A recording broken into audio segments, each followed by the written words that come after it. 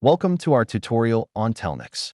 In this video, we will guide you through the registration process, from account creation to activation. Let's get started.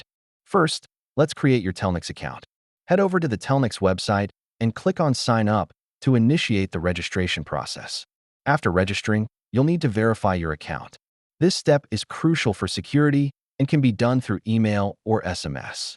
If you encounter issues during verification, common solutions include checking your spam folder for emails or ensuring your phone number is correctly entered. Now let's purchase your phone number. Navigate to the Numbers tab and follow the guided steps to select the right number for your needs. Consider your use case when choosing a phone number. You may opt for local, toll-free, or virtual numbers based on your requirements. Once you have your number, it's time to activate the service. Follow the prompts to finalize your setup and gain access to all features.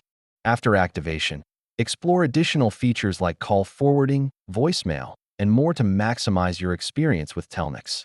If you face any post-registration queries, check out our FAQ section for troubleshooting tips and support resources. To recap, we covered the registration, verification, number purchase, and activation processes. We encourage you to get started with Telnyx today